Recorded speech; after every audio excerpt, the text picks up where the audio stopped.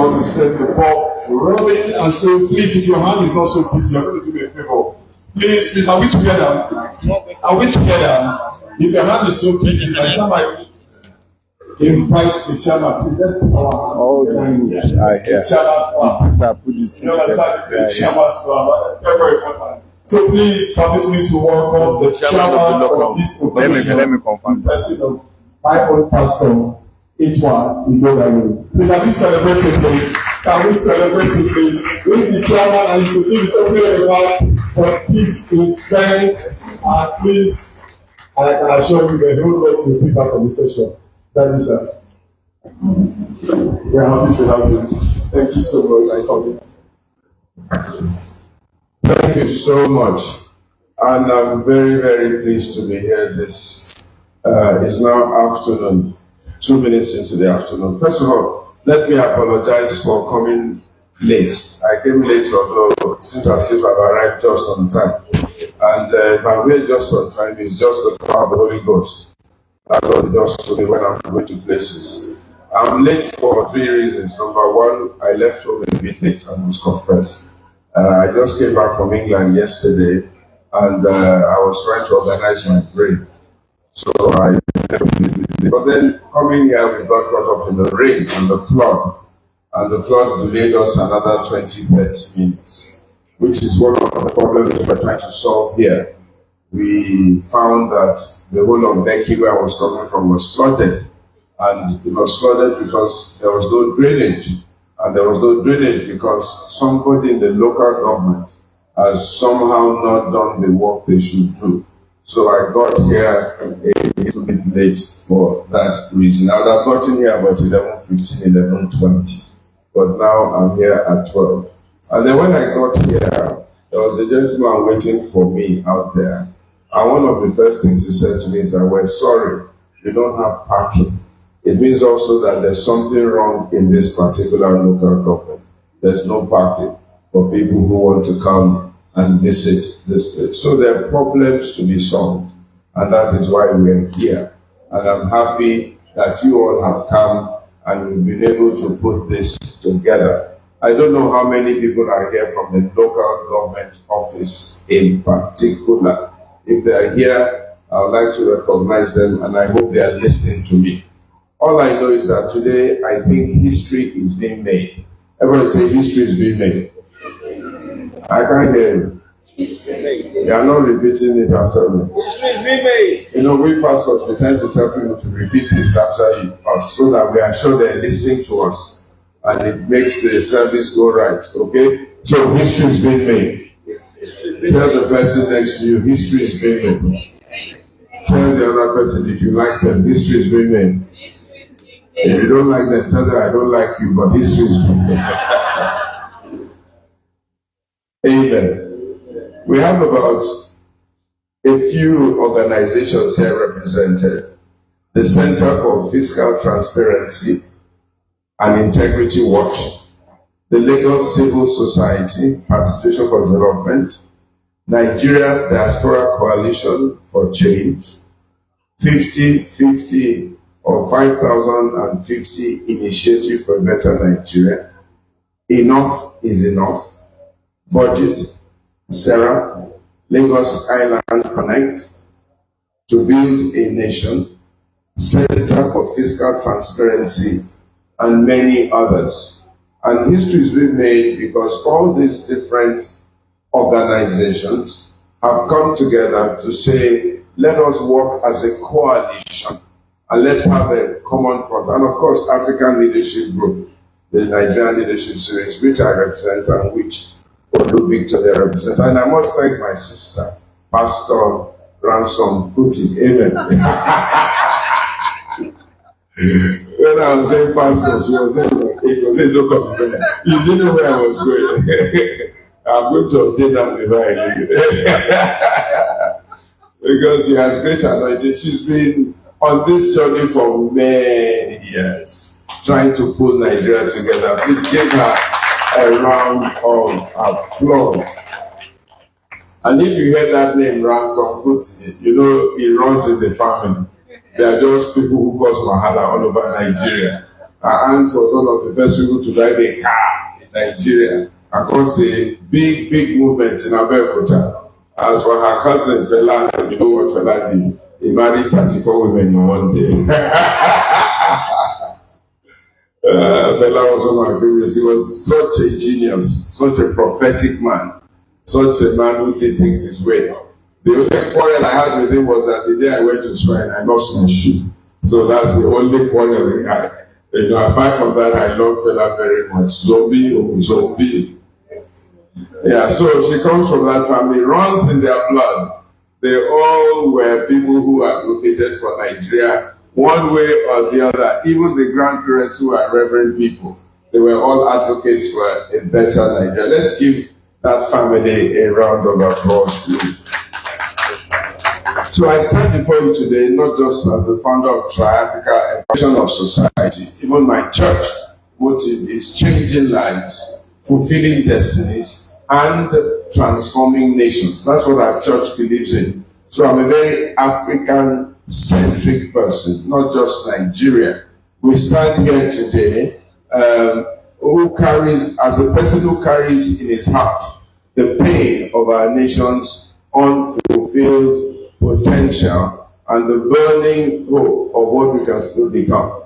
I don't know how many of you listened to the president of Namibia, the woman, a few days ago. She was speaking with anger, with passion, with annoyance, with irritation, and she fired her vice president for being a corrupt person. All the resources of the world are in Africa, so it's a bit of a pain that the Africa that has the resources does not have the wealth, and the Europe that does not have the resources, because of intellectual capacity, has taken a lot of our wealth. So we are trying to reverse that trend and make sure that Africa is what Africa should be. And here we're talking about participatory governance. It's a critical tool for inclusivity, peace, and development. We're trying to tell us all that it is time that we all got engaged and we all got involved in governance of our nation, in governance of our people, in governance of our environment from a local government axis up. We want to be a tool that will ensure that, number one, we support the local government. We support them by making information available to them. We support them by making sure that they do what they're supposed to do with their own budget and they meet their budget deadlines. We support them by making sure that where there are gaps in their budget, we might be able to raise funding and be able to get some of our development partners to fund those gaps, or some of their people, even in diaspora, to fund those gaps. We support them by ensuring that the people and the governed and the governors are connected. A lot of our people have yearnings, a lot of our people have desires, but somehow they are unable to approach the local government, or they don't even know what to do as to what to get their desires fulfilled. So we want to come as a coalition to ensure that there is governance, there's improvement in the lives of people, and there's enlargement of our coast, and there's a realization of the potentials that Nigeria has. Nigeria is not a country where 20 million children should be out of school, but that's only a tip of the iceberg. What the show is that even there's some children that, because they've been disadvantaged from birth, they've not received the right kind of nourishment or the right kind of exposure, or they've been exposed emotionally to different things. They have challenges with even learning. They have challenges with even learning and becoming better people eventually. So that's why we have come as a coalition to try and get this ball rolling and to get this going. I don't want to bore you with too much conversation, but I'm hoping that out of this template, out of this test case, we can develop coalitions that will work with different local governments all over Nigeria and possibly over Africa to make sure that we bring governance and government and people's yearnings closer to them. Ladies and gentlemen, thank you very much for listening, and I thank you for coming here and being part of what we're doing today. And as I said, history is being made. God bless you all. Thank you for listening to me and enjoy the rest of this conversation. Amen. Let's make it better for him. Let's make it better for him, please. A lot was said within that short time. And I think we need to, for the next 5 minutes, we need to dive into the entire like for the presentation you gave to us in less than 3 minutes. So I want to believe we picked something from that presentation. Can you just emphasize on just one thing that you picked from that short presentation? Let's get feedback now before we go. Thank you so much. Like I said before, this is a town hall meeting. It's not a summit. It's not a conference. And one person will want to talk. We're all going to have this conversation together. Someone please start with him.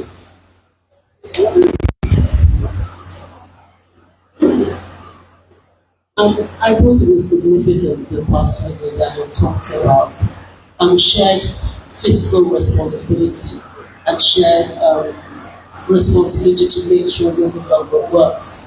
That we are also government. The government must also function in its governance capacity by getting involved in their shortfalls and income, etc. And just holding and accountability is too, where we are also accountable for support.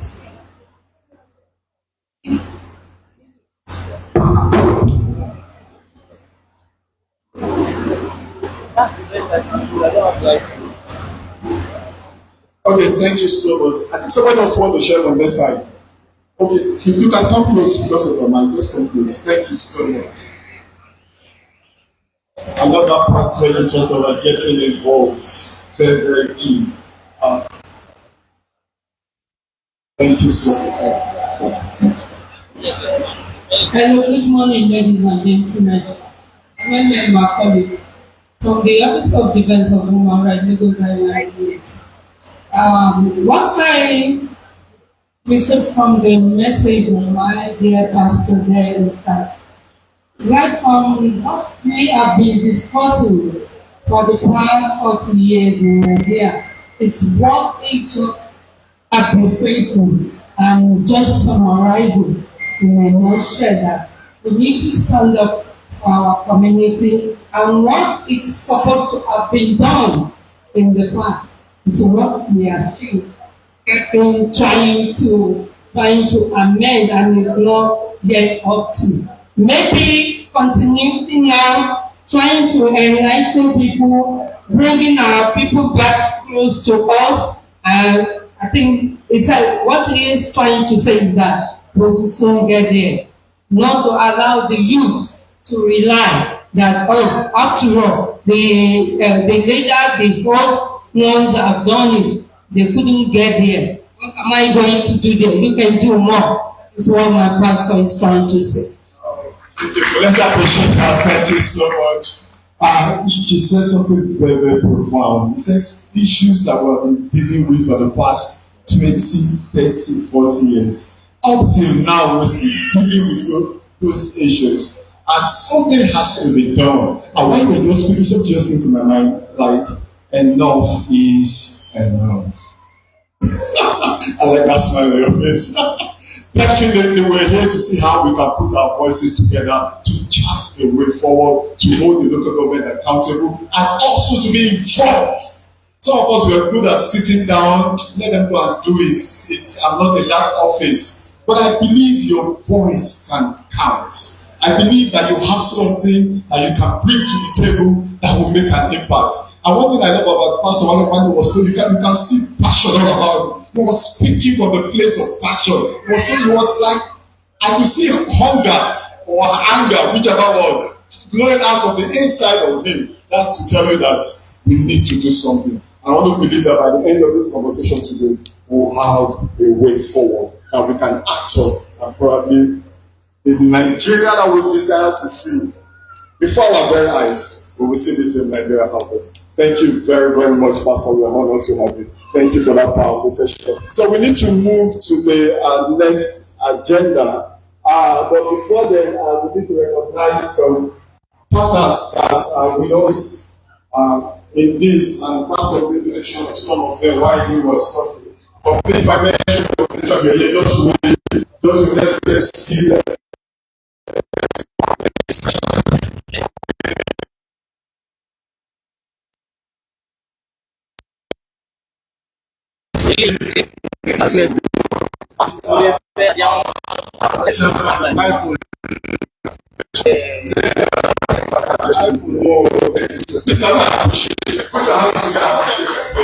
If I mention anyone, please appreciate them, please.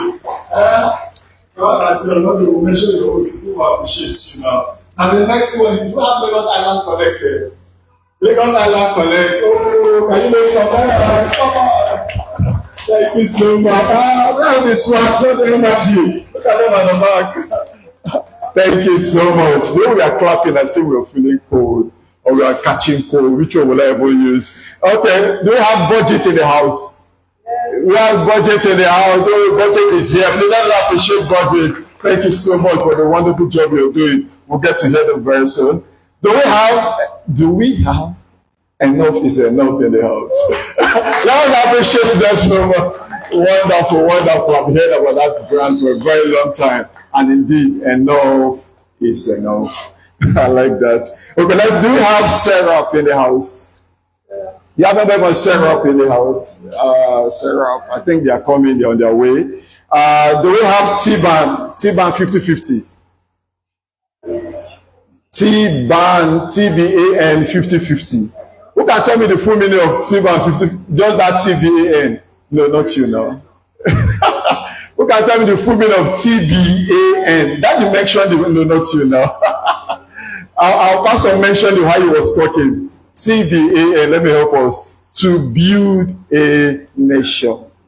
I think they're on their way coming. They're also part of this wonderful event. Do you have anybody from LASSOP? That's Lagos Civil Society Participation for Development. Anyone in the house? Okay, they're on their way. Do we have anybody from Center for Fiscal Transparency? I understand we have some people joining us online as well. Probably it could be online as well. You understand? You're there, we're waving, we're seeing you. Thank you so much. Also, we have anybody from Nigerian Diaspora Coalition for Change. Probably online as well. So thank you to all the amazing partners that have worked with us on this particular edition of the event. We see you. We appreciate you. Your input matters a lot. I want to assure you that we will definitely deliver on your mandates. You're smiling. Yeah, if you give us the mandate now, so I will definitely going to deliver your mandate. So we're going to move to the next agenda. Because of time, we need to see how much we can cover. We need to take the presentation of the CPG initiative. And this is another one we need to listen to. We're going to invite our auntie, Big Mommy, to take that session. You need to take down notes because this is, she's going to give us the big picture of where we are going to. So that you find a place where you can connect and be part of this. This is a movement and we need everybody in this room to be part of this movement. So please take the time to listen to her and find a way to connect, and we'll come back after our session. Please join me to welcome. Somebody just walked in now. Before we bring her on the stage. Special advisor to the government on climate change and circular economy. We just have the special advisor to the Lagos State Governor on climate change and circular economy. We are blessed to have her in our midst. This is a big meeting. The people in the room, they are big. Everybody here, we are all big. And I'm telling you, we're going to come out with big conversation that will make big impact. Thank you so much for coming, Ma. We appreciate you. We are honored to have you in our midst. We're going to listen to this particular presentation I'm talking about because it's going to give us a clearer picture of what we're here to achieve today and what we need to do as an individual. Please join me to welcome our Big Mommy, my own auntie. If you know her, you want to do better. If you know her, you want to do better. Please join me to welcome Auntie Big Mommy. Let me see. Ransom Kuti. You can do better now. It's not you're celebrating my mommy. It's not possible now. Come on, if you know the whole energy she has, please, we even need to sign up as celebrator. She wants to make sure to make sure that this is never goes today. Oh, we are blessed and so much to have you back. Thank you so much. Now one for you. Alex, please give Alex a round of applause for applauding all of us so extensively. Thank you, Pastor Itwa Ighodalo. I call him the Nigerian MLK. You've heard of Martin Luther King, haven't you? Yes. Somebody who is from the religious sector, a spiritual person, but is also connected to the real world. He's not just talking to God all the time. He's actually linked to the suffering, the yearnings, the needs of the people. And 24/7, he's engaged with trying to communicate that need, not just to God, so that God can do something. But he knows that God cannot do anything without the people stepping up and doing their part. What does God say about, what is the saying in the Bible about doing the will of God?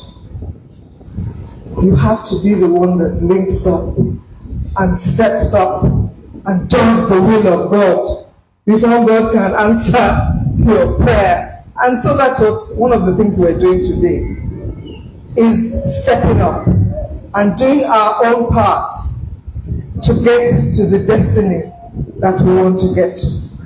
Let me welcome somebody that came in while everybody was enjoying Pastor's conversation. That's Mrs. Titi Oshodi. She's a special advisor. She's the government you were asking for before. She's a special advisor to the state government, to Mr. Baba Jide Sanwo-Olu. I knew you were listening there. Or shall we say,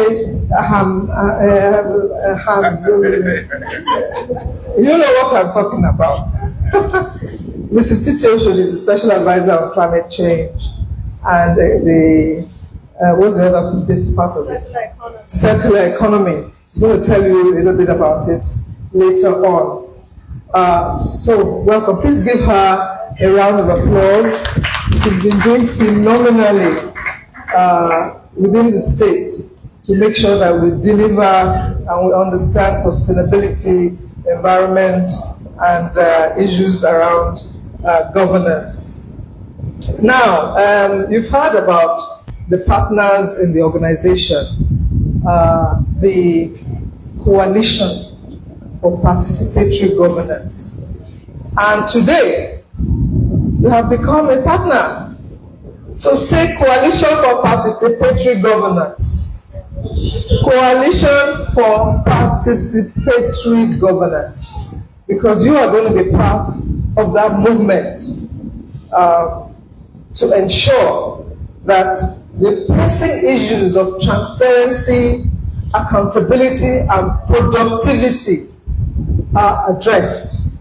You are going to be the foot soldiers to make sure that the delivery of services, the effectiveness of it, the quality of it is something that you engage with as the owners of the land, the landlords of the place, because now you own the land now. Everybody that's in government is a tenant. They come and go, Abi. Pata 4 years, 8 years. They have to move on. We are the owners of the land, so this is a movement to ensure that we play our responsible part in ensuring that we partner with them. There are only a few people in government. I don't think they're up to 1 million. Exactly. So we, the people, are the ones that have to ensure that we make that environment for partnership possible. Now, in enhancing our impact and promoting good governance, capacity building is very important. What is your capacity? What do you know? What skills do you have? Whether you are in government or out of government, your capacity to deliver is critical. And the effective service delivery and accountability models can only be achieved through collective action. So, the main, I don't know if they are projecting the concept. You will get the copies of the concept paper later. But community empowerment, the objective of what CPG is trying to do is to empower the citizenry, the communities, to collaborate effectively. You can't do it, none of us can do it alone. So we have to work together collectively to hold governments accountable and better understand and address local needs. What are the issues in our local government? Not what Tinubu can solve. It is what we, with our local government, can solve. It's not what Babajide can solve. It's what we, in our local government, can solve. And coming together to make sure that happens. And the other leg of it is to build the capacity of the local government. And I'm happy Mrs. Oshodi is here, because we cannot get water out of its stone. We have to find out what are the gaps in our local government. What is it that is stopping them from delivering on this service delivery we all talk about? Why is it the road is not fixed? Why is the drainage flooding and is not cleared? Why is that school not producing the best, the most fantastic engineer, mathematician, doctor, lawyer, and everything? Why? Why is that medical center, primary healthcare center, not giving you the jobs that are needed? All these issues are local needs. And unless we understand it and find out what is preventing the local government from delivering on those needs, then we'll just be shouting like babies when they are hungry. We're adults now. We have to step up and say, hey, Mr. Chairman, Mr. Councillor, what's the problem? What's going on? Have that conversation. Know your councillor. That's the first step. The councillor in your ward. Engage there. And then if he says, well, it's because there's no money, okay, then we accelerate it. If it's because there's no health officer that knows how to do this thing, then we accelerate. Or you step up as a doctor in your community. That's what they do all over the world. They don't just say, oh, government has to do everything. The doctor will say, okay, or whatever. I'm a businessman. I'll make sure I employ people from this local government to make sure we build capacity. One of the things we advocate in LIC is what we call the 2-kilometer rule, where we advise everybody to buy within 2 kilometers of where you live and work, and buy goods and services 2 kilometers from where you live and work. That way you personally are investing in your local economy. But if you are ordering online for Nike and whoever, what is it, what are the famous men? I don't wear famous, I don't know Nigerian stuff now.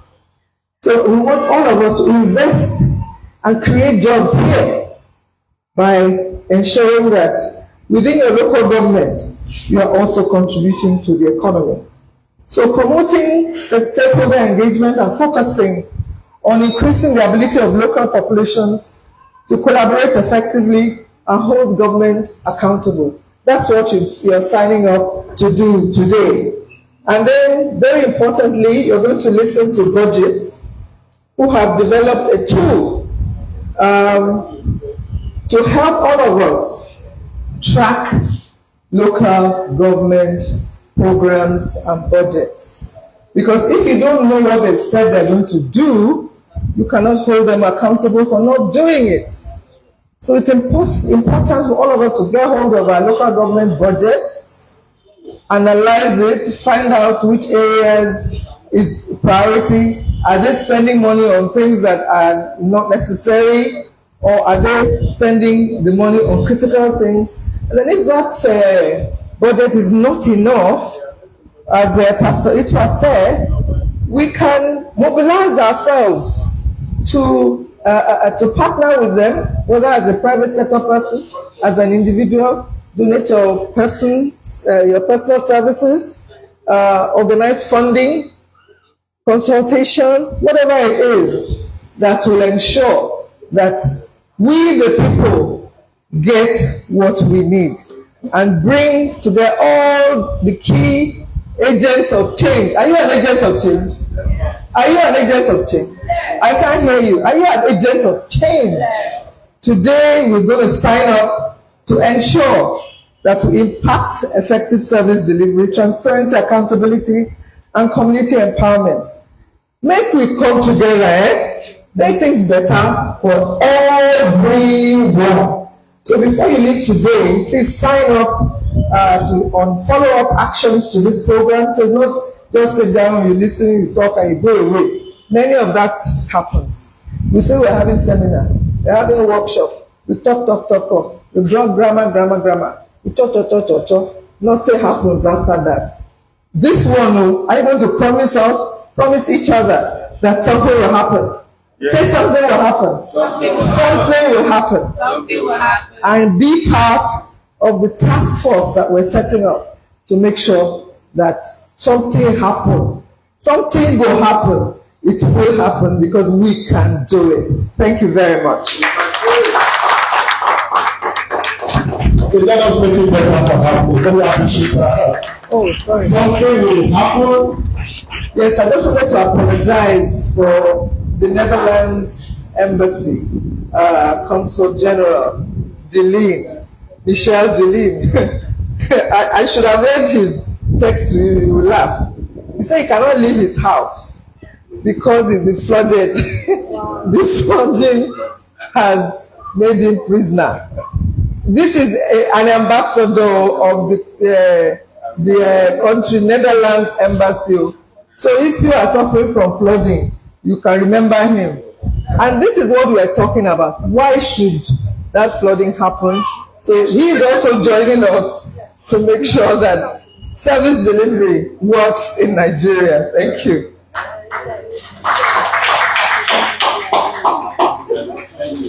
At this point, I'm feeling sober now. I'm feeling so sober.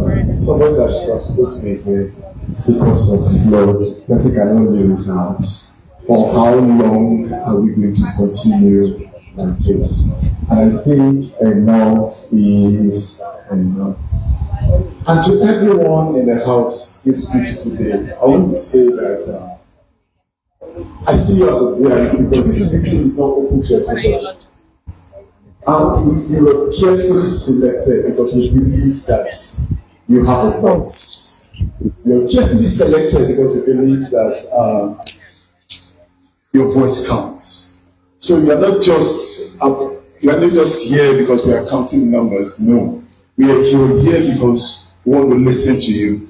So there'll be a time we're going to have a partner session where you need to ask questions. And if, as the conversation goes on, if you have anything to share coming to you, please feel free and call my attention. You don't need to wait till the end of the meeting. At some point, you feel you want to interject, you need further clarity, fine, go ahead. I just see the young man just pick up and say, I'm going to come to you because we need to have this conversation because we cannot continue like this. Thank you so much to Weber Bank for being with us this day. We appreciate your time. I know that a busy schedule for you to please appreciate Weber Bank now. Thank you. The man can tell them, I'm asking for my account number because they read now. Please thank my destiny now. Thank you so much. And to Mastopa, thank you so much. They must say consumer protection. So please tell me forward. If you need to talk, you need to come. Sorry, can use your mic. Let everyone get to hear you. Thank you so much. Just introduce yourself briefly and just introduce. Good afternoon, everyone. My name is Chiyozo Omar. I'm the general manager of Eurocham. And when we got this invite, I mean, it was circulating, and I was like, I'm going to come for this because right now at the chamber, we have a lot of conversations around the local government. My previous work, I worked with this foreign presidency, and I joined Eurocham. So I'm trying to now understand what's going on in the local side of things. Because when this business wants to do projects, they give it to local government. We don't understand how powerful the local government is. Right? Because when we do the agro-processing zones and all, we still go down to the community leaders to discuss it, not the government. So the government will still allocate to and direct you to meet the local government chairman, the royals in that community, the community that sign MOUs, all of them. But we forget this area. So I have a few percent of my time right now focusing on local government areas. I'm going to see. I think we're talking about capacity development, speaking about how we can come together to look at the 2 kilometer conversation. Yeah. And I was not at the back. I like to sit down at the back. I don't believe about this. I think I will miss the information. So I sit down alone to digest. I'm so young, so I want to digest a lot. So for me, I feel there's need for bankable feasibility studies to be carried out. And when these kind of studies are carried out, we're able to show partners what they can do, right? I want to initiate those kind of conversations in coming weeks or months, right? So that we're able to drive this conversation from speaking in gatherings like this to real execution. So I won't say much, I should just say thank you for this gathering. It might look small, but it's very powerful. Extremely powerful. Our office is just down this road, so I have to make sure I come here somehow, with the rain or whatever. But I'm happy that I'm here, I'm happy to get this. I'm looking forward to discussing more and see how we collaborate more. Thank you so much. Yes, thank you, Mr. Walker. Please thank Laura for making sure it happens. Now, this is very important because our coalition also has chambers of commerce like Eurocham. Lagos Chamber of Commerce and Industry is one of our partners. Dr. Cherry should be here sometime later today. And we have another representative from Denmark. Oh.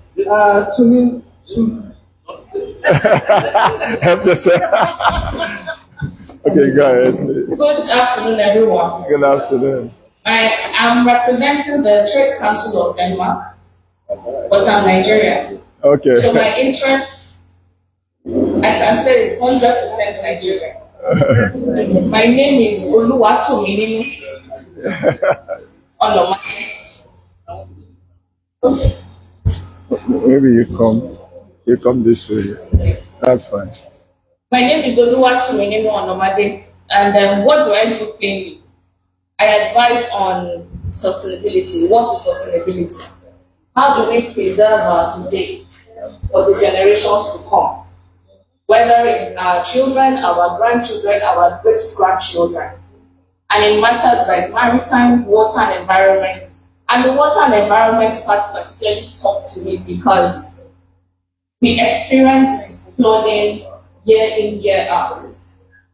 And a couple of us might say, oh, why do we experience this? But also, how do we contribute to the solution?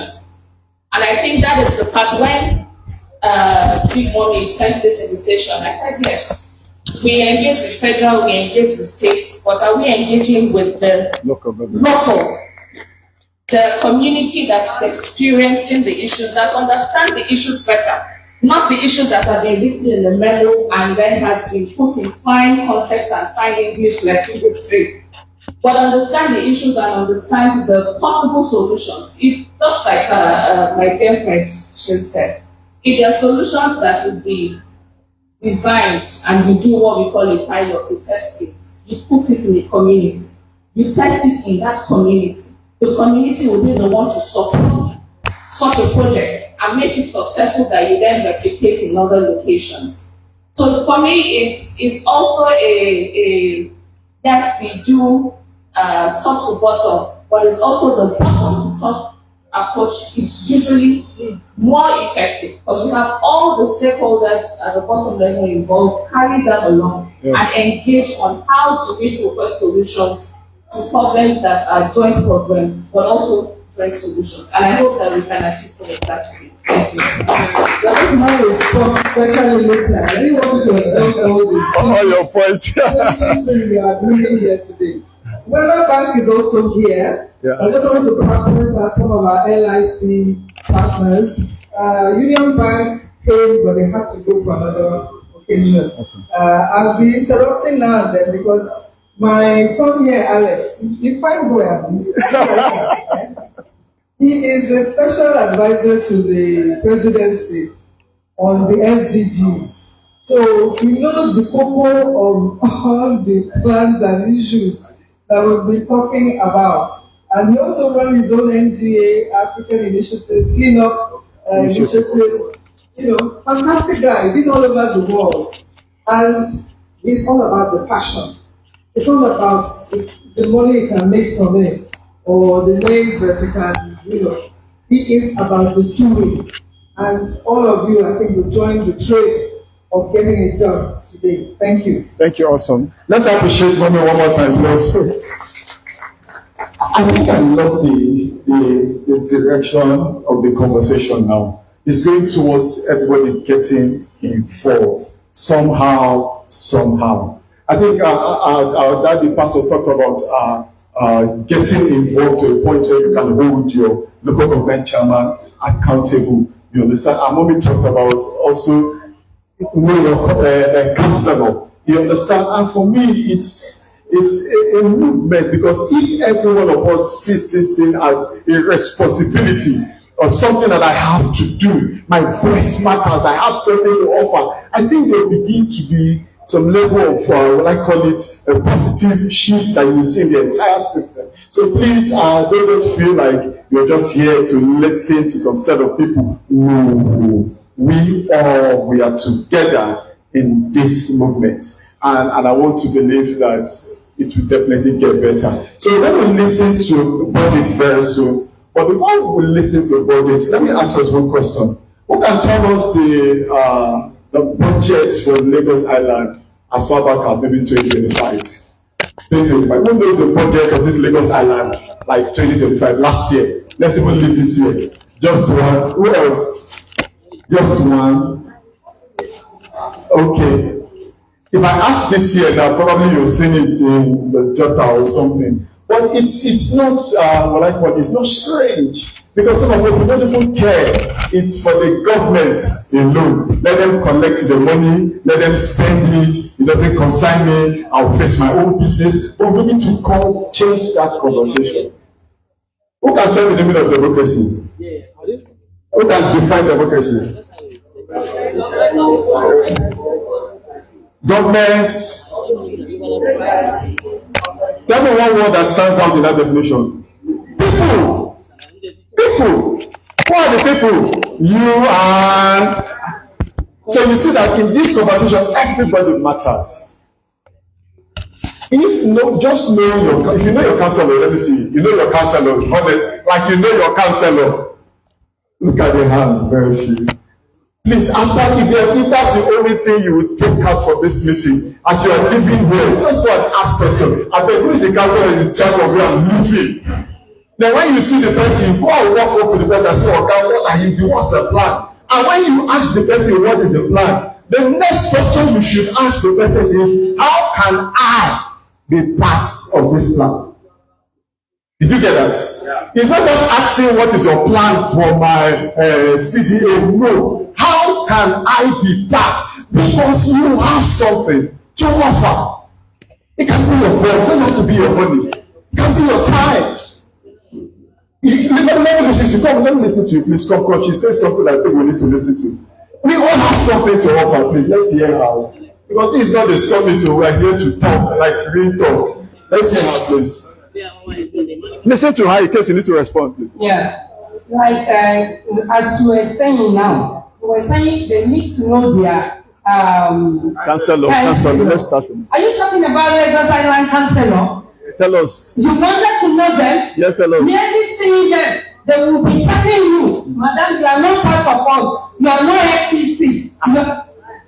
I'm saying it before God and man, if they are here, can you, any local government chairman, representative, are you here? Do you say any councillor here? What are you talking? Thank you, Mrs. Special here. We had a lot of meeting with this Juliet something in Lagos Island, in Lagos State. How many meetings do you want to count? I mean, woman like us, for God's sake, do you know what they are doing to us? Even the children, they're supposed not to be here. What are we saying? When the time is stand up to say the youth, they are ready to find them. But thank God. Yes, ma'am. I love this conversation. It has to be as raw as it is. That was Mrs. Sola Macaulay. She's representing the Committee for the Defense of Human Rights in this meeting. And if you know anything about the Committee for the Human Rights, you know what they can do and undo. The leader is Mr. Femi Falana. And I won't give you all the other names. But this is a powerful voice and institution. And the collaboration we're talking about is about how we can engender that collective action in the local government. She shouldn't be worrying Mrs. Osho. We as a group should have organized ourselves, document our issues, provide the solutions we think we can bring in, identify those who can engage. We don't say Chorotam stay here. We don't say Coste stay here. We don't say, I've just spoken to the MD of Ala Foods. Which food they have noodles, which one did they do, Papa? Dano, milk, they are in Lagos Island. And that's the partnership we want to engender. Before you go, make sure you sign up to be part of the joint task force that will make sure that we drive this process together. This is a pilot program. Yeah. Other local governments will, in fact, somebody, Omar Klaus, are you here?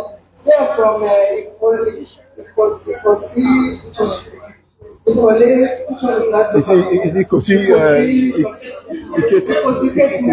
to replicate what we are doing. They are here to listen to us and see how they can jumpstart it so that we can partner with them. And please make sure you sign up before you go, because it's what follows after this. What we have said alone. It's not what we're going to do afterwards. That's going to matter. It's social. It's going to be waiting for our proposal about the climate. She's going to speak to us later on. Let me pick from what she said, develop what we want her to do, and she'll be able to engage, knowing that she's not dealing with 419ers. She's not dealing with people that she, knows that they will run away. They're only looking after themselves. She's dealing with the collective. That way we will get Nigeria sorted very quickly. Thank you. Thank you so much. Thank you so much. I love that expression, man, because we have to say it the way it is. You don't even need to look forward to paint it at all. And thank you, man, for the response you gave to that. And like Mommy said, ensure that you sign up after this event. I'm not going to talk so much about time. You get to hear how they are doing a whole lot. And when Mommy was talking about the corporate organizations that are part of this, just look at, she knows how to catch them to be on bed with their office. So please feel at home. Ensure that you sign up to be part of this movement. It's not a seminar. It's not a summit. We are here to talk. We are here to talk heart to heart. When she was talking about the council, what was just coming to my mind? What can we do to get to this guy for them to see us like we know what we're doing? We want to hold you accountable. You're here to serve us, but we're not getting any feedback. We're not even asking for your money. Even the money is not your money. So what is the issue? I think Mommy talked about empowerment. By the time we are done today, we will leave you with enough tools, enough information that will get us empowered to go out and speak to these people. And I'm too sure they will listen to us. Yes, we're going to run because of time. I don't know if budget is ready for Okay, I'm going to call in budget very soon. Please, I need us to pay attention to the session that will be taken by budget, because this is the part that speaks to the numbers. There are some numbers you will just hear like this, and you ask yourself, where is the money? Have you heard of follow the money before? Imagine hearing that we have set aside billion for this, and you're asking, where is the money? You keep asking, where is the money? I just pray that before we leave here, we will find an answer to where is the money. So budget will do a fantastic job for us to deal with that aspect in the next few minutes. And so they are going to come here to speak to us on demonstration of the citizen focused tools. There are some tools that we need to understand and probably know how to engage so that we can get the kind of answer that we need to hear and get at the end of the day. So please join me if your hands are not too busy. Let us welcome Oshieni Joshua all the way from Budget Foundation. Please make it better for him. He's a young man, fantastic guy.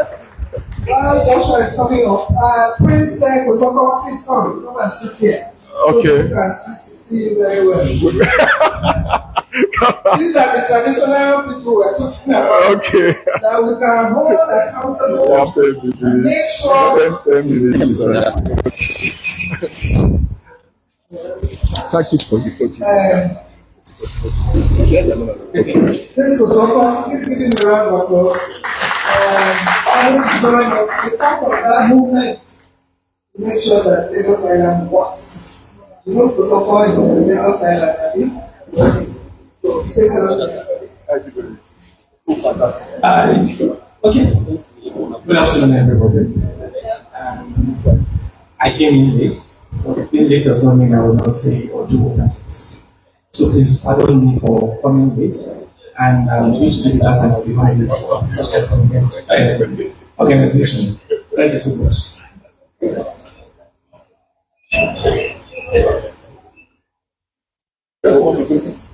Good afternoon, everyone. Good afternoon, everybody. All right, my name is Joshua. I'm from Budget Foundation. It's a pleasure to be here, and this is what Budget has been doing for quite a number of years now. Trying to ensure that we all are involved in the entire process. Right. I'm representing the tracker department. The head of tracker department of Budget, right? So, and then I want to start my conversation by saying that there's actually any one of us here, none of us here that is actually exonerated from the troubles that we all have been highlighting all along. And I'm going to explain maybe in a few details first. How many months do we have in? Okay, let me start with how many of us are from Lagos Island LGA? Lagos Island LGA are from here. Let me see the ones. Okay, quite a number of us, okay? So I'm just going to be speaking specifically to this set of people. So the second question I'm going to ask would be, how many words do we have in Lagos Island?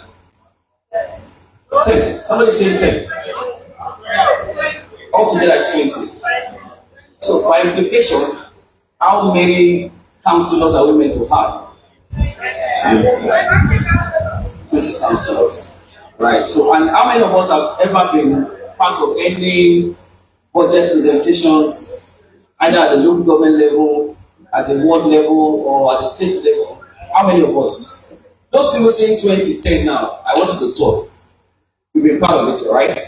Okay, so that's fine. Basically, we have all contributed in one way or the other to what we have found ourselves in the country. And that's the truth. And thank God for a coalition like this, to the likes of Mommy Fumilayo and the host of others. Mommy, let me say sorry. And and a host of others, who have joined the coalition to ensure that this is happening today.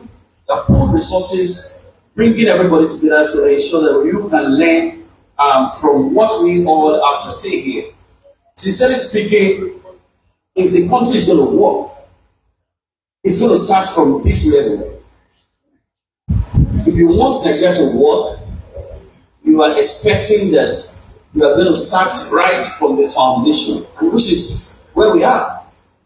So the local government must work. And you will look at this document that we have here. I'm going to be very brief because I have a very limited time. You look at this document that we have. How many people have this? You should go around, yes. So this is explaining to you the fiscal planning for Lagos Island local government area for 2026. And then we are drawing some inferences from what happened in 2025, what happened in 2024. Right. So if you look at this budget, so it's quite, I think it's about 23 pages document, which is fair. And then we're not even expecting that you will take the books and then you have to flip through to understand what you have. And that's why we have done this for you. So that this makes it a lot simpler, right? So if you look at this, a review of 2026 Lagos Island budget, right? And then I'll come to the second page later. Let's go to the third page where you have the framework. So the framework is already communicating something to us. We already got what the total budget for this LGA is for 2026. And this is how much here. So I'm expecting everybody to speak out, please. Exactly. So 16 points. When we got the budget, it was actually a proposed budget. So I asked again and again and again to be sure that we're working with the right document before we even start analysis in the first place. So what you have here is 16.62 billion naira. And then you want to sit and imagine what do you think 16 billion can actually do, can actually fix in Lagos Island. That's a whole lot. Somebody saying that's a whole lot. Anyways, depending on the context, right? But it sounds a whole lot, right? Right. So, and then let's split it into what this 16 billion is made to do.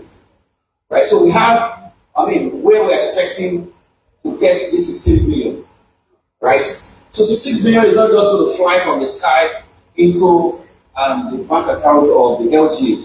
So they are also projecting that this is going to come from somewhere. The first is the FAC allocation. So we all know what FAC is, right? There's this, so there's this consolidated, I understand. So there's this consolidated account that the federal government operates that now subdivides what the federal gets, what the state gets, and then what the local government gets from that same purse. So at the end of every month, something has to go to everybody. So nobody's cheated. You get your own, I get my own, and then everybody's fine. So out of that projection, Lagos Island LG is planning to get 16.51 billion. Right. I'm so sorry, 6.51 billion. And then value added tax, they're planning to also get 9.31 billion. And that applies to all of us. Everybody that has company, everybody that purchases anything, that is, and when we go out like this, we tell people, you have to be interested in this course. And the simple reason why you have to is because all of these funds belongs to you. The fact that we're talking about belongs to Nigeria. And this value tax that we're even talking about now also belongs to all of us because we consume something. And in as much as you are a consumer or you are even a producer, you are one way or the other contributing to the economy of wherever you belong to. That's one of the reasons why you have to pay attention to some of these things. And then this is a little bit interesting to me that what the LGA is trying to get for 2026 as their own internally generated revenue is how much? So internally generated revenue will come from different fines, levies, duties, and some little things like that. But then what Lagos Island is planning to get from all of that is just 6.38 million. And then the state coordinated revenue that comes to the state, which is now redistributed to all the LGAs, what they are planning to get from that is just 150 million. Do we have any issue with what I've said so far? Okay, maybe we'll get to ask some questions. Yes, ma'am. Which last question? Okay.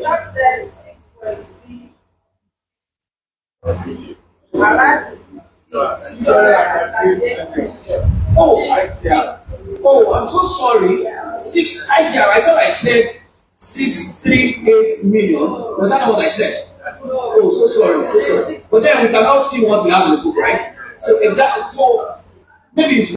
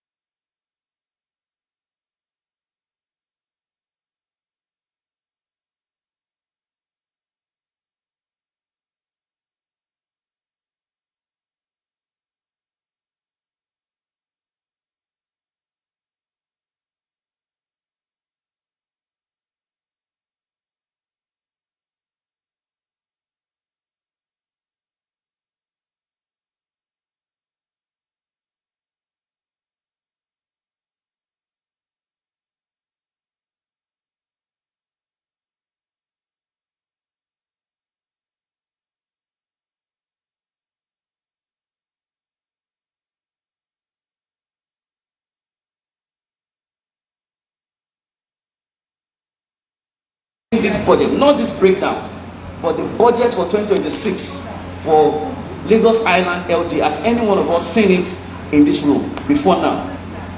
Apart from anybody, anyways.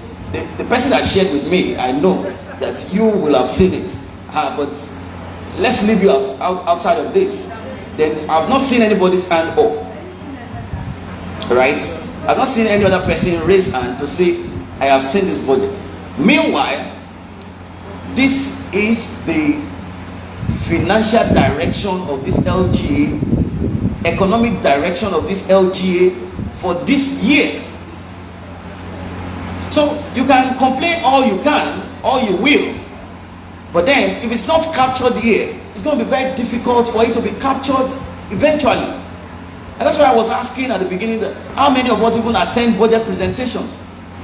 Because when we looked at what we have in the social services and all of this as expenditure, as capex, that's capital expenditure.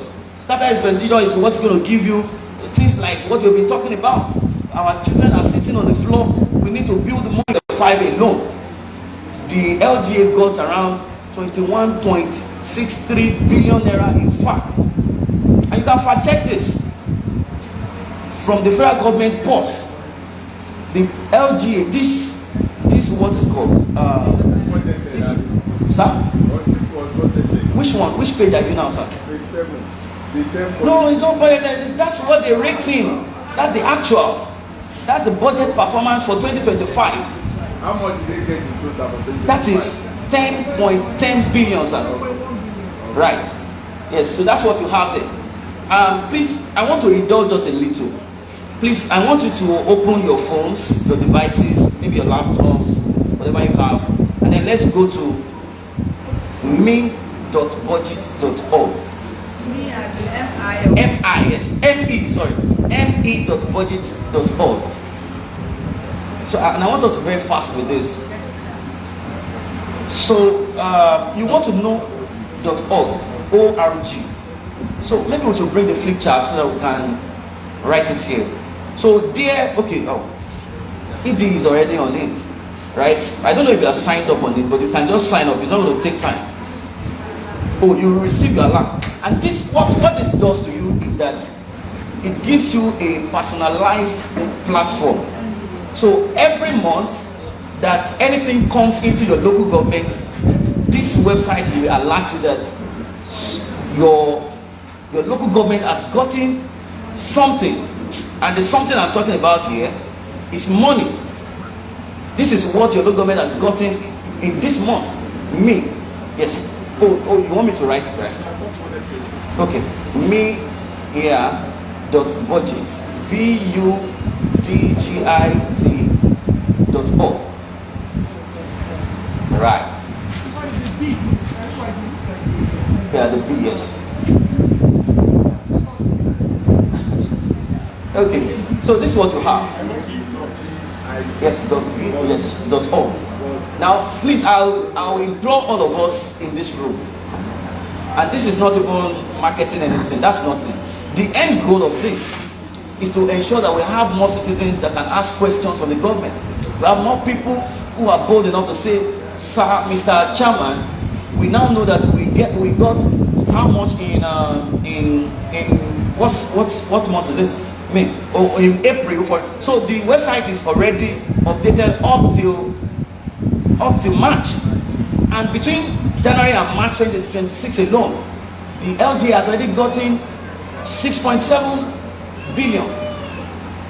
So, and another thing is that because I have to be fair, this is recognized as a LGA, as a local government area. So I also understand that Lagos Island also has Lagos Island East as another development LCDA, right? So they are going to share this payment. I don't know what percentage they will use, but that's between them. But I am very confident that out of the 26 billion that has been gotten from 2025 till date, I'm very confident that Lagos Island alone couldn't have gotten anything less than 15 billion. And the question really is, how much of this do we know? The question really is, what are we seeing with the payments that is coming into the LGA? Right. If you also check the same platform, you can also see some of the state government, federal government projects that are meant to come into this LGA. This is Lafiaji, right? Yeah. So, has anybody signed on the website, on that website? Anybody? Yeah. Yes, sir. So, let me see what you are doing, sir. Can I go? Yeah. Okay, so I need to show you something right here, right? So, I want you to search for something, for projects here. So, just put here, just put Lafiaji in that place, sir. So under the allocations, you also have the projects. So the projects are not coming up. That's the problem.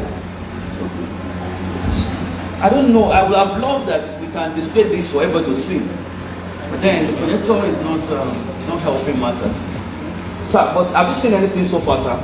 Yeah. I decided something. Yes, I did. Oh, okay, we can do that. Yeah. So, sir. Please, can I indulge you to please tell us some of the things you are saying there? I'm searching for Lafiaji. What is this Lafiaji, sir? No. So you can search for any community in Nigeria. It's not a problem. But then I'm just particular about Lafiaji because that is where we are at the moment. Yes. So that's to tell you that if something like Lafiaji can be there. So they have construction. Please, can you help me pass? Yes, sir. Construction and upgrade of Lafiaji Community Center, Lagos State. This place, don't. And the budgeted sum is 200 million naira.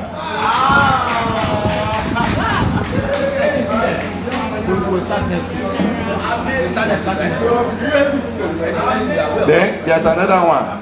Construction of football pitch and pavilion at Lafiaji area and Ebute Elefun School, Lagos Island Constituency 2. Budgeted sum 50 million naira. Another project, renovation of classroom in Lagos Island Federal Constituency and the construction of solar street lights in Lafiaji, Lagos Island Federal Constituency. Budgeted sum, they didn't budget any sum for this one. Then there's another one, completion of the clinic in Lafiaji area of Etiosa Federal Constituency. It was supposed to have been done in 2023. They budgeted for it in 2023 and they are budgeting for it again now. Total sum budgeted was 54,666,666 naira. So those are the projects for Lafiaji constituency. It's the money we are seeing. We are not seeing the project. Thank God you have even seen the money. Let's even start from somewhere. The project will come. Okay, Mr. Budgets. You know, it's always funny when you hear numbers like this and you are asking yourself, it's not even small numbers. On the website now, there's a take action. Okay, take action. When I came to take action, okay, he brought the representative name, but there's nothing there, and representative number and email. So if you can populate it, we can easily reach them. So if you do it, it will update your request. Right. So I am always delighted to trouble the people when I have the opportunity to. So that now that you are all aware that Nigeria may not really have a revenue problem, but it may liken our problem to the spending problem. And then it's not just about that. It's also about the M&E component of it that is meant to come from all of us as citizens. I am very confident that in this room, there is nobody that knows that this particular hall that we are in has an allocation of 200 million with the federal government. And there are people who work in this place day in, day out. You know? But then this money, if care is not taken, would have been released.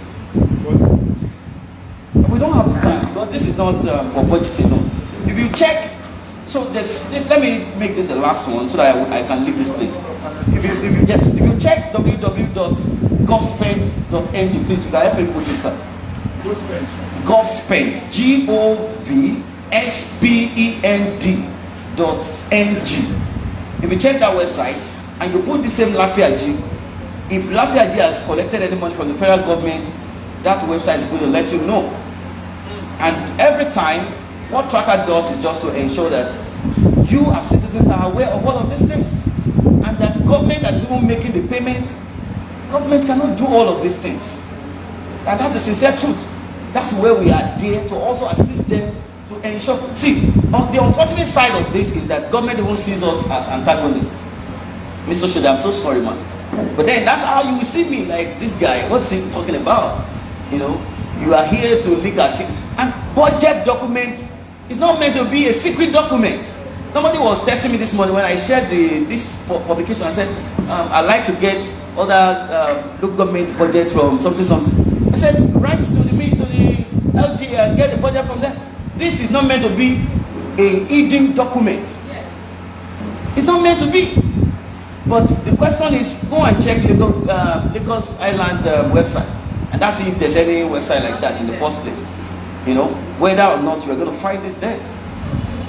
You know, and we are all clamoring for local government autonomy here and there. But then, how open are these local government that we are talking about? My last point here, please let's look at this, the last page here. And I want us to take a pledge. You are going to start by saying, I will ask questions. Say, I will track projects. I will demand transparency. I will hold my leaders accountable. Look at the person I'm coming to. She's even saying it. She has leaders too. The politicians in this room, this is for you. When citizens ask questions, I will answer. Where are they now? You are not talking. Okay. Oh, so sorry, man. When citizens ask questions, I will answer. Take them to crack projects, to track projects. When they demand transparency, we will open our books. When they demand transparency, we will open our books. When they hold us accountable, we will be answerable. When they hold us accountable, we will be answerable.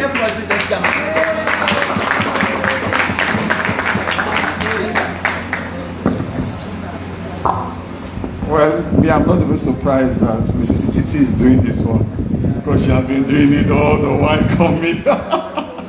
So thank you so much, Mr. Baji. That was a fantastic presentation. Please give me a round of applause, please. Thank you so much. Thank you, sir, for coming. We are so honored to have you.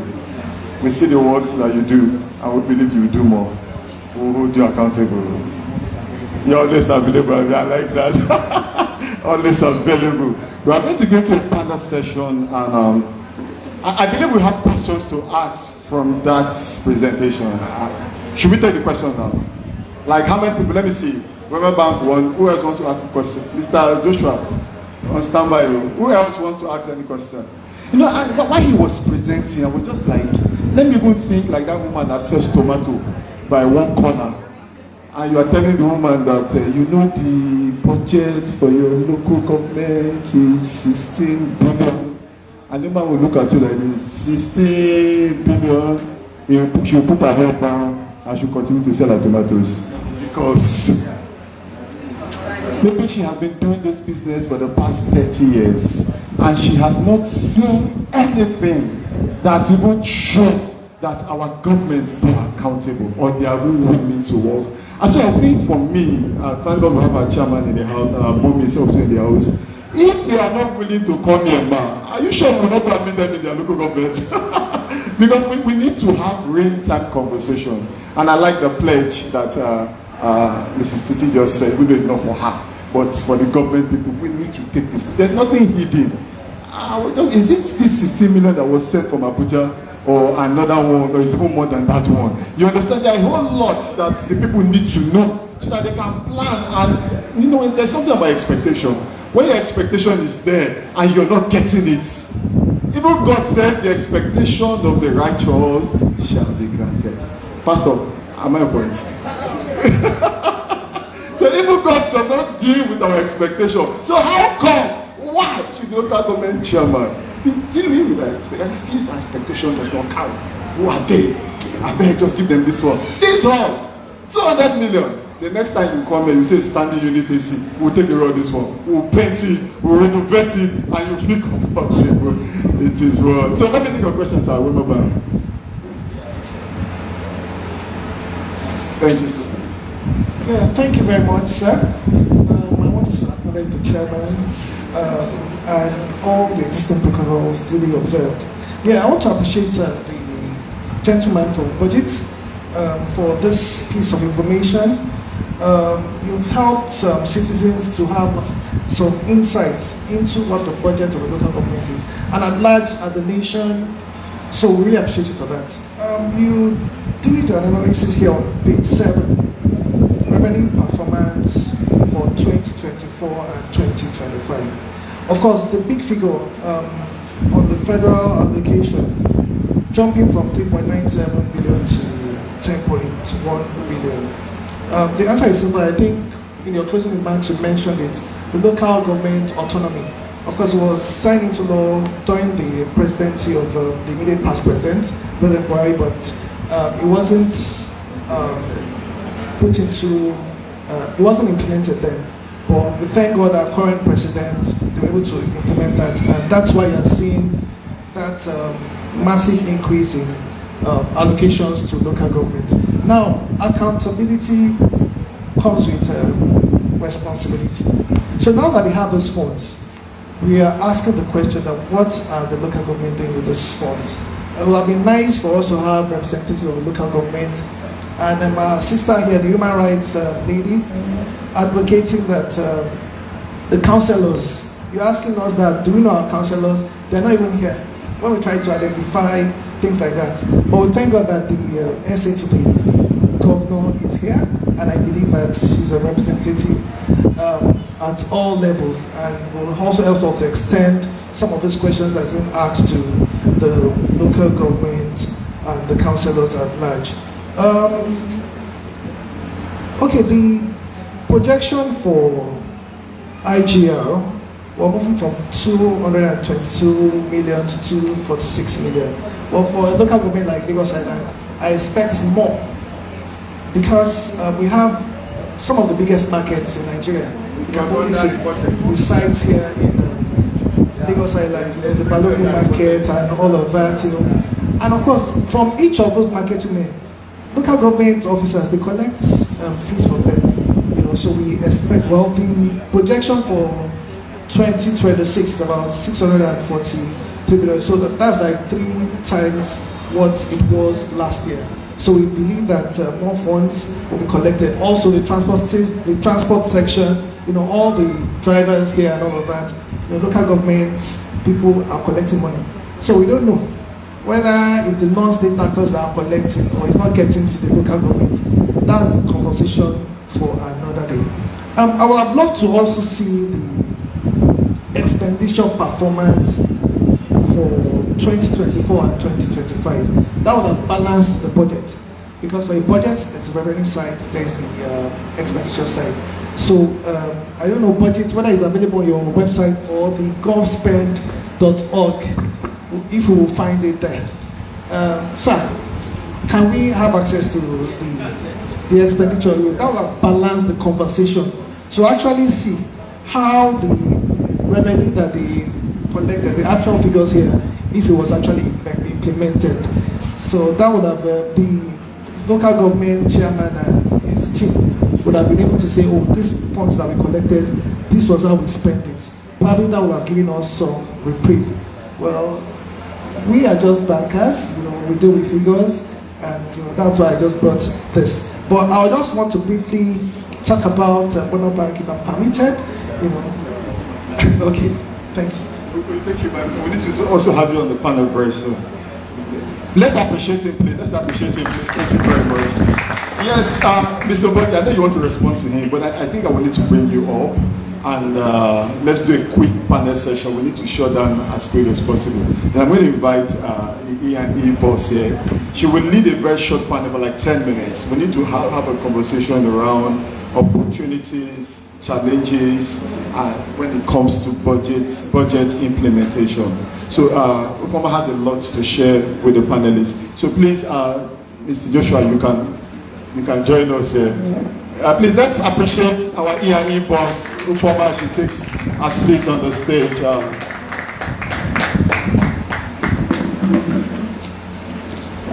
My boss, Mr. Titi, I think we need to hear now. It's a panel session, very short one, like 10 minutes. Please, let's appreciate her, please, as she take her seat, please.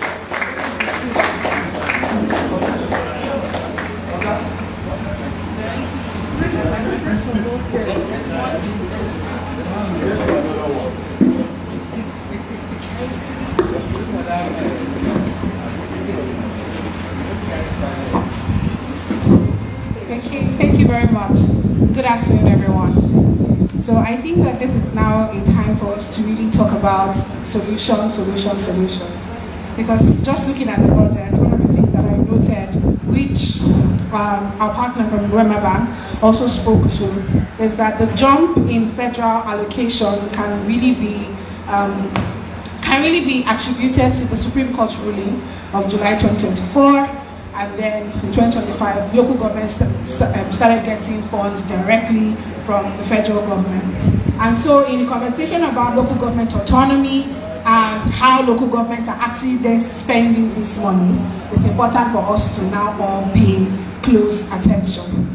And so I'll start by talking with Mr. Joshua from budget. And I'm going to ask him a question because from 2021 up until recently, Enough is Enough Nigeria has been doing a local government project across different states in the country. And some of the things that we're trying to do is to get local governments to have a help desk where people can go to local government and ask questions. And so you know how that is, it may not be very easy for you to go walk up to your chairman and ask him a question, but then there should be a dedicated staff at the local government that citizens can engage with and ask these questions. And so I would start by saying, one of the things that local government chairmen used to complain about is that state governments don't release their funds. And so now that local governments will be getting these funds directly, I think that this is an opportunity that is also a challenge for budget implementation. How can citizens, beyond, because at the end of the day, it's good to have all this data and dashboards and technology and all of that, but not everybody on the streets would be able to, do you understand? Not everybody has access to this information or to technology to do that. How can citizens really, truly get some form of accountability from local governments? So, thank you so much for that, Ifeoma. So, basically, it is, I'll start by saying that if you want to get anything from anybody, you must be very sure what you can get from that person. Right. So, and the simple truth of the matter really is that we must be able to ask questions. Then what type of questions are we now asking? Are the roads good? What are even the responsibility of the local government to start with? You know? So you must be able to have those basic ideas of, oh, they are meant to fix drainages, they are meant to fix trunk C roads, or they are meant to take care of the market. What are trunk C roads? So trunk C roads are roads that are within the communities. They are not the ones that are on the main road. So those are kind of roads that are called trunk C roads, right? So those are, right? So those are the major duties of the local government. Now, when you're not seeing all of those things in action, you're not seeing those things playing out, then definitely you should be able to hold your leaders accountable. You must be able to ask questions around, sir, what is happening? And I don't know how visible that is, the help desk that you mentioned, but I know that even that can be frustrated in Nigeria, you know, and then they just decide to make sure that it doesn't work. I'm not insinuating anything, but these are some of the things that we have seen, right, on the field. Yes, that's one of the things we've seen on the field, right? But then the truth of the matter is, the LGA chairman, as a matter of fact, will not be accessible to everybody. And then one other thing they have complained to me about is that they don't get enough engagement from the people. So there are two things. They complain about people not even coming to ask questions, and then they complain about them being too overburdened with a lot of activities.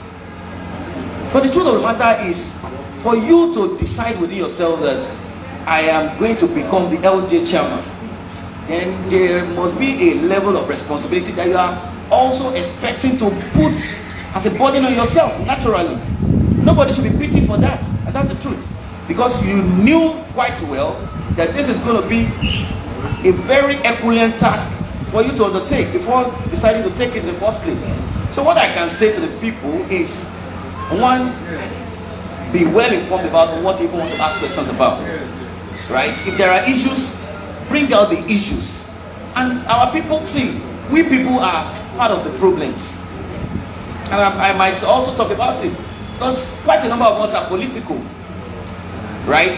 It is not bad to be political, but then being political has to come with a high level of objectivity. Your party is not doing something that's meant to be done, and then all in the name of loyalty, you kept quiet and you decided to say, oh, we are fine with it. You know, that should not be. So we should ask questions as citizens, write as much as you can. As a body, so I know that even communities are splitted into, they are managed as CDAs, community development associations, community development councils. You know, as a body, come together, present your issues, and take it direct. As a matter of fact, there's an agency in the local government that manages the CDCs. You understand? And then they are meant to get a report from these CDCs all around the LGA and even present it to either the Olga or to Olga is the head of local government administration, or to the chairman himself. You know, so when we're able to do all of this, I believe that our accountability culture can improve and we can get the best out of governance. Thank you so much. Thank you very much. So basically, Mr. Joshua has said that we need to engage the local government a little bit more. Beyond, and I think that's something that we can all agree and attest to. When we find that there is a problem in our society or in our community, we're very quick to shout, Tinubu is not working. Or we're very quick to say, where is Owolu? Why is he not? But then many times the challenges that affect us, like our day-to-day, are things that fall within the purview of the local government. And so we're talking about basic education, primary education for your children. We're talking about primary healthcare centers. That is something that is a huge issue in Nigeria. When you even look at it from the top down in terms of budget allocation for healthcare, you see that is a challenge. And so in your local government, you can be a champion, like what Mr. Joshua has said, to go to the local government and keep engaging them. So I'll come to you, Ms. Osoli. I want to talk about this relationship between state government and local governments. That has always been prior to direct disbursements. Local government chairmen always used to hide behind state governments to say, is the governor that did not send money, is the state government that did not do this and all of that. They are not allowing us to do our work. And then you also find that state governments also employ local government staff, and so they attribute the fact that their staff members are not working to the fact that the staff members are loyal to the state government instead of the local government. How can we actually get, and we understand the place for oversight in terms of state and local government, but how can we transform that oversight into proper implementation of budget allocations for our citizens? Thank you very much. I think that the framework for that model has already been implemented. As the man from budget has said, the implementation is where it becomes very sticky. There's some level of autonomy with the local governments right now. They get federal allocations. There are platforms where they're able to elucidate what their expenditure should look like. The states have oversight functions in monitoring and evaluating, the performances in that area. However, there's also that need, and that was one of the things I was, Pastor Itua and Godalo was talking about, that it is premised upon the state government to ensure that there is consistent interaction. Some place where there is a transparent, accountable relationship, to be able to say that we can see what is being done. Because even on the state level, there are ministries. There's a ministry of local government, there's a ministry of community affairs, there's the youth and social development, there's women empowerment, women poverty, WAPA, there's WAPA there. And these are all derivatives of the benefits from a local government perspective. There are also, units within statistics that, draw data. There are economic intelligence units that drive and also, study and analyze the projection of economic growth with the local government and the community on the community level. But you see, we cannot gloss over one very, very critical aspect, and that is the ability to call to account what is needful. And what is needful is an in-depth knowledge of it. I mean, the activity that we have just performed here, we've been able to track what has come from government on the federal level to the state, to the local government level, and also be able to see firsthand what is supposed to be expended upon. Doesn't stop there, but it is absolutely magical that the fact that, we have to give it to, I don't know who's generating these figures, but that there is a platform that these figures are coming from. Then there's no reason for us to make a noise that is empty. When we want to make a noise, it must be informed noise. Because at the point where you begin to call for accountability from government, from your local government level, once government begins to see that people of the community, people are in the know of what is available for them, believe me, they will begin to comply. There will be no reason to hide behind fingers, because black and white don't tell stories. It is clear. Do you understand? But we must first be able to identify the real cadres and the tiers of governance that is structured around us. Who is our counselor? Who's the welfare officer? Who sits on, the aspects that has to do with transportation? Who sits in the area of, energy? And the gap is in sitting down to understand those areas, those sectors that speak to our welfare and speak ultimately to the prosperity that is desirable for us. Okay, so I just want to ask just one last question to both of the panel speakers to say, where then is the place of capacity building for the local governments? Because in working on the field and going from local government to local government, from Nasarawa to Ondo State to Lagos State, you find that sometimes the local government staff, it's almost as though you are asking for something that they are unable to deliver. So how then do we also build capacity of local government? Because interestingly, some local government staff don't even know that they have this allocation as well, which I find to be very sad and very weird, right? So how then do we also build the capacity of local government to actually then deliver quality service for Nigerians? I think that if we have to give a bit of illustration, in every local government, there are tiers of professionals, there are students, there are people that are working in various sectors. The youth demographic for our country in itself is enough critical mass that can help in deepening the knowledge of governance. If, for instance, this is probably a lame one, but I would say it anyways. How is it that beyond the structures of governance, we've been able to proliferate the industries of music and Nollywood. And we have pushed it up to the point that global visibility is undeniable for us. Is it because the youth are more interested in that sector? Why can't we get the youth that are in agriculture, the ones that are interested in sustainable development and renewable energy? Why can't we begin to mobilize these resources in those areas, deepening the knowledge? They don't have to know, we don't have to know everything. You just need to know if you have a few people that are eggheads in those areas and begin to drive narratives and knowledge and begin to address the right people within those sectors. From the local government level, from a bottom to top approach, we have young people who are already doing that.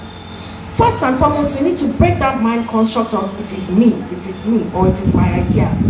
We need to start deepening collaborations and partnerships, especially among the young people. That's why for us, we work a lot with young people because they're radical, they challenge status quo, they're vibrant, they have technology that they can leverage for themselves, they have the ability to be able to do things that can give them, some level of prominence. So it's time, for our young people, even on the community level, for those who are already, driven in a particular place, let's begin to see how, if we're talking about capacity building, the vein of it is in the knowledge. First, we need to get that knowledge in place. Then we begin to know the routes of who to be able to speak to, how to be able to connect. Truth be told, politics will always be politics. You will always have people who will come and drive a narrative based on their own incentive or their own political agenda. But at the end of the day, the leadership that is being positioned has to be able to balance these inequalities. They have to be able to say, for us, there is a place where there's we have assets in Lagos Island, assets that go beyond, resources that are land resources. And if I go into the climate action and the derivatives and the benefits in those areas, these are not the figures that are, that are derivable. These figures are peanuts when it has to do with, developing the climate action and the renewable resources that a community like this is already endowed with. But let's look at the superficial to say that all of the entrepreneurs in this place, do they have a platform where it is that they deepen training, knowledge, capacity in how to be able to proliferate in their areas of commerce? And how are they positioned within this community to ensure that they're driving commercial activities that reach into the various CHAN here? CHAN is a body that sits on at least 40 to 50 different European companies that are members and more than that in Britain. And no, not just Britain, in Europe in itself, right? They know that they have an obligation to drive ESG performance. ESG is environmental, social, and governance dissidence within a community. You cannot have that conversation if you are not talking about the economic arguments. We must be able to build, and we know that the way we are, you're not going to tell me to be environmentally sustainable if you're not taking an economic benefit to it. And we know that these guys have budgets that are seated within their own fiscal policies that is supposed to drive the essence of this. So even if you're talking about government and you want to hold government accountable, you as a local government have the ability to pull in private sector and the stuff that they produce. It is to target audience of people here. So we're losing on both ends. We're not connecting with the government that are accountable to us, and we're not optimizing the opportunities of the private sector that are gaining profits from where it is that they're dwelling. So knowledge is really, really key. Thank you very much. Mr. Joshua, do you want to just give your last words? Okay, so she's almost taking all the points, But then, I think one critical part of this that I would like to mention is about the strengthening of the human capital within the LJ system itself. But it's also very important. All of these people we're talking about, the youth and all of that, may not really be part of the workforce of the LJ itself. But then, even the core workers of the LGA itself has to be factored into the scheme of things. You have to ensure that as much as possible. When the chairman was giving his opening speech, he mentioned something very critical to me, which is around if you don't have enough funds, of course we can assist even from the diaspora. Is the local government even looking into that direction to say, but then if you are not ready to open your books for people to hold you accountable, how are you now expecting that people are going to be willing to be a part of this entire process? So I think it is all convoluted. Everything that our panelists have spoken about, that we take one action point from this. We have to commit ourselves to not only just demanding answers in forums like this, but also going to the local government themselves. Mr. Alex said something earlier. He talked about how that if they are not coming to meet us, we will go to meet them. And that is the power that you have as citizens when you organize yourself around issues and you understand what it is that you're going to demand. Thank you very much, Mr. Tilayo and Mr. Joshua. Let's keep clapping for them.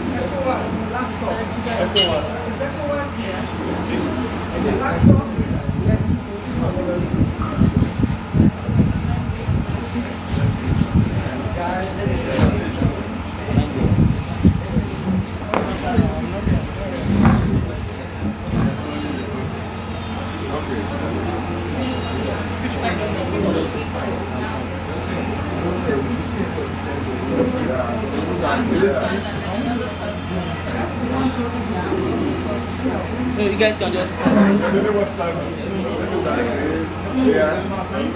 come closer so people can stay on the floor.